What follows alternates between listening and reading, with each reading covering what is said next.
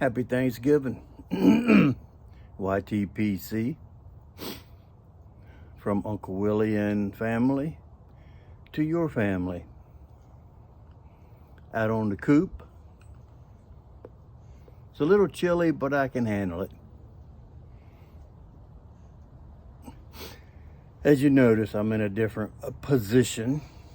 My other chair is still a little wet, so I brought out the dry one. Just doing a little talk, little ramble. Nothing serious today.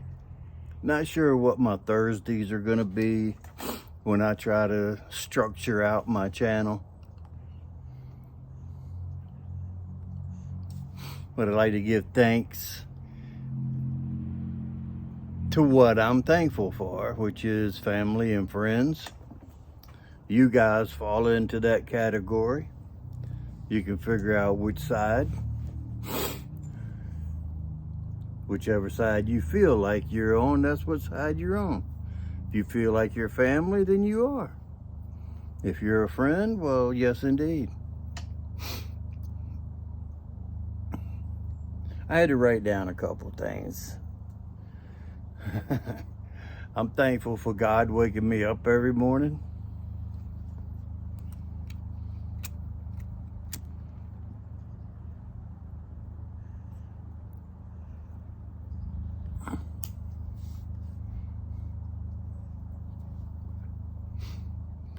I'm thankful to be smoking some Revor plug.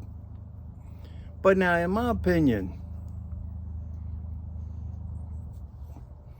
the only reason Revor plug is amazing is because it's unavailable to most. Everybody wants what they can't have. And a lot of people would smoke this and be like, it's okay. Some people would smoke it and be like, wow, that's the best thing ever. But that comes and goes with all tobacco. Pipes, cigars.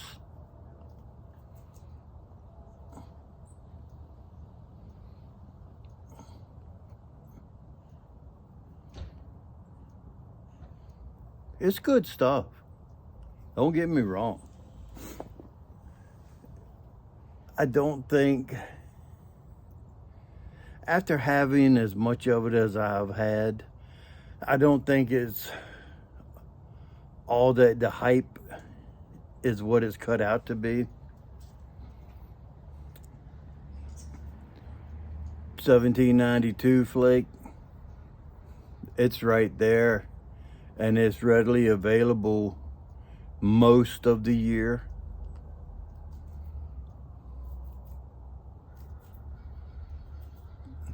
People's buying habits have calmed down now that the majority of the people have smoked 1792. Some people realize it's too strong for them. Some people realize it's not strong enough. I'm in that category where I don't think that it's really strong. But other people say, man, that's high octane.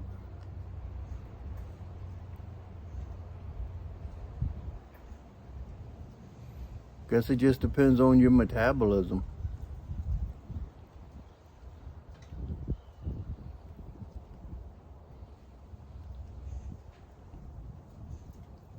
When that wind blows, it's a little chilly.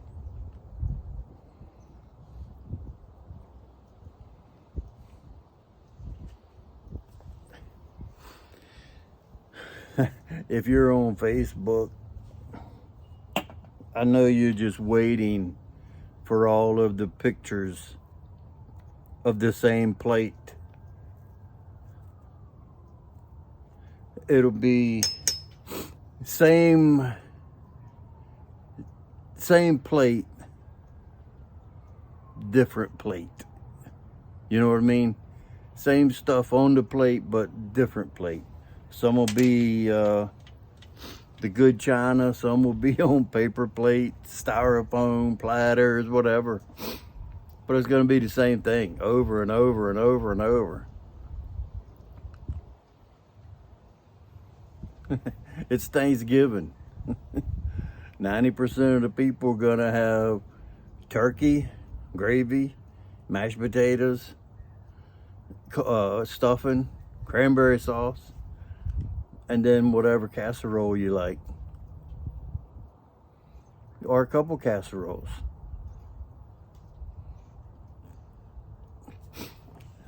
I'm like my dad. My dad did not like, he didn't like casseroles. And I guess I got that from him. It's only very few items that you call a casserole that I like. My ex-mother-in-law made a breakfast casserole. I wouldn't eat it because it was a casserole. And this is what was in it: hash browns, scrambled eggs, bacon, sausage, and cheese. All it was an omelet, basically, but it was cooked in a casserole dish. I had to have eggs and bacon on the side. I couldn't eat it because it's casserole. My dad wouldn't eat anything that said casserole. But now I'll make pineapple casserole. And if you've never had it, Google it, pineapple casserole, and look for the Paula Deen recipe. It's pineapple and cheese with Ritz crackers. Stuff is delicious. It's good for any time of the year, but we only usually have it once or twice. It's good at Easter when you have a ham. You know, pineapple goes good with ham.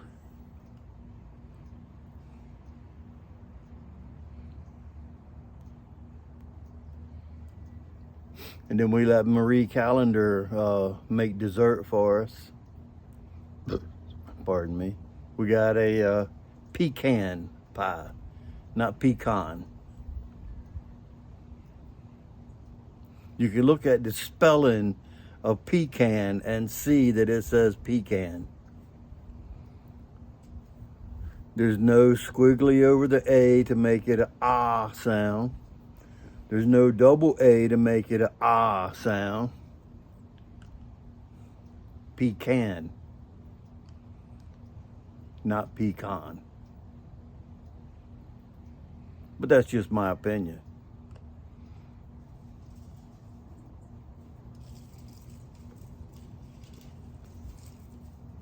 But somebody argues with me about pecan and pecan, I ask them, all right, if potatoes are potatoes and tomatoes are tomato, what is cake?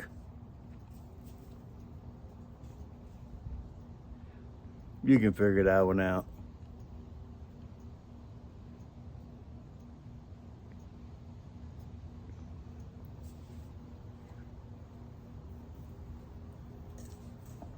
Yeah. Getting a little moisture in it, but man, it was still close to the top.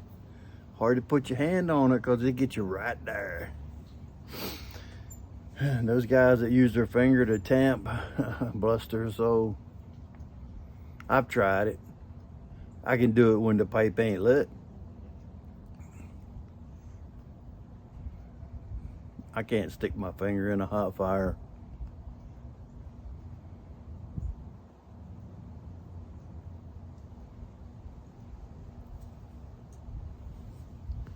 This stuff is good. I will say that. If I had to guess, it's hard to describe this blend. If I had to guess what was in it, let's see. First of all, when a blend has Dark Fire Kentucky in it, 75% of the time I don't taste the Dark Fire Kentucky, because when I think of Dark Fire Kentucky, I think of Old Dark Fired, Bold Kentucky, some of the ropes by Galworth Hogarth. The dark, smoky mesquite, that's what Dark Fire Kentucky is supposed to taste like to me. So when I smoke something and the ingredient says it's got Dark Fire Kentucky, when I don't taste that right off the bat, it's already got 2 strikes against it in the scoring category. So I'm gonna say this probably has some Kentucky in it, but I won't say dark fired because I don't get that flavor. Some of you might. I know there's Virginia in it. Virginia is just the base to almost all tobacco. Even if it's, you don't taste it, it's in there just to make volume. I'm gonna say it's got tonka bean. Definitely got tonka bean. And then some other flavor that's unknown to man that makes it so addicting.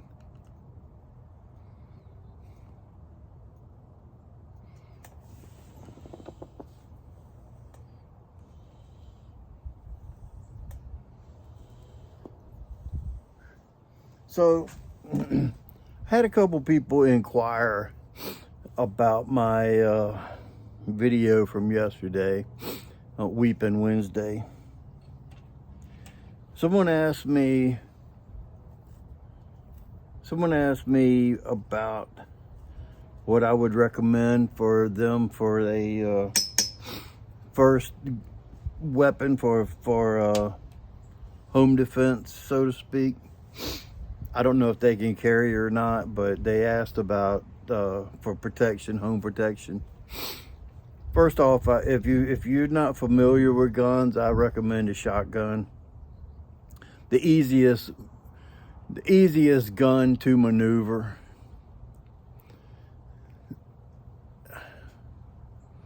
Buckshot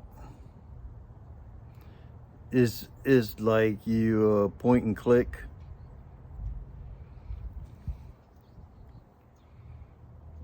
If you're upstairs and they're coming up the steps and you just aim it down the steps and shoot, you're 99% likely to take out the subject.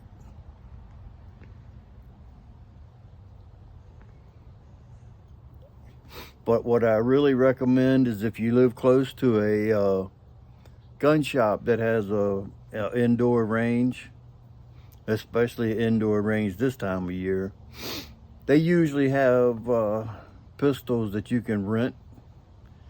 They're usually like $15-20 for the hour, whatever the lane charge is. Lane shouldn't be no more than like $20 an hour.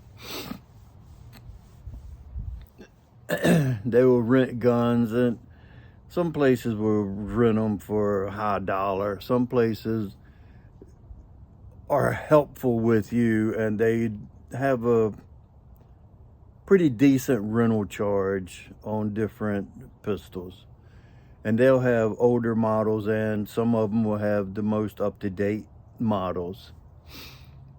And if you go to a place like where I go, Maryland Arsenal, as long as you're buying their ammo, you can rent one gun and shoot a magazine or 2 through it, and then if you want to try something else, buy another box of, and just tell them you want to try that one or that one or that, whatever's in the case. Usually they only charge you 1 charge, but you can shoot multiple guns to figure out what fits your hand and what fits you. Because I'm going to tell you, I'm biased, and I'm not going to lie to you. I'm a Smith & Wesson M&P fanboy. So if you ask me what's the best carry option for you, I'm going to tell you right off the bat, Smith & Wesson M&P Shield Plus. And I'll give you 5 good reasons why, but I'm not going to do that in this video, because that's not what I'm here to do. I'm not trying to be biased. You might find that a Glock is more comfortable for you. Maybe a Springfield Hellcat, a Ruger, LCP. By the way, that stands for Little Cute Pistol.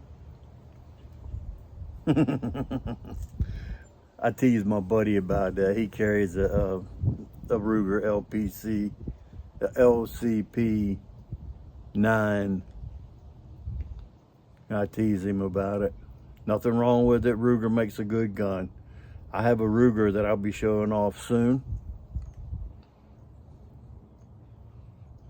So when it comes to choosing a weapon, that's really up to you. If it's your first one or your 5th one. You have to get what feels good to you. Look down the barrel, pull that trigger, and just see what fits your hand, your budget, your calling. But you can take, I doubt I'll do a video on my shotgun, but I keep my shotgun at what I call half-cocked. I load up all of them down in the tube. It's got a onboard tubular magazine. So I load all of them on there and then click it halfway. So when I pick it up, all I gotta do is take the forearm and just push it forward, because it's already done the chick. Now it just needs to do the chick. So yeah, they'll still recognize that sound in the middle of the night. You load up ever how many it'll hold, 5, 7, if you got a plug in it or not. Mine will hold 7 without the plug. I think it's 7. But I kept it with 1. All I had to do is extend the forearm and it fed into the chamber and I was ready. That way you don't have it fully ready. If you don't have kids around or anything, you can have it fully loaded and ready to go and just have the safety on it. And in a dark house,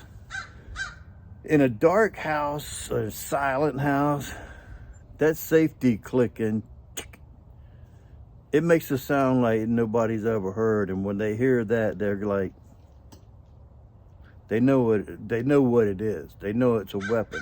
They don't know where it is or how it's gonna affect them in the next few minutes.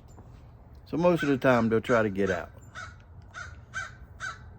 Just some things to ponder. I think I had a couple more things I was gonna talk about, but I think we've discussed enough today. Hope you have a good Thanksgiving. Safe if y'all are out traveling. And tomorrow, I think, isn't tomorrow the biggest travel day of the year? Because everybody's going back home for the weekend and whatnot. And then Black Friday. Oh my. Yeah, I'll be right here in the house all day tomorrow. We'll be eating leftovers. We won't be going out for dinner like we normally do.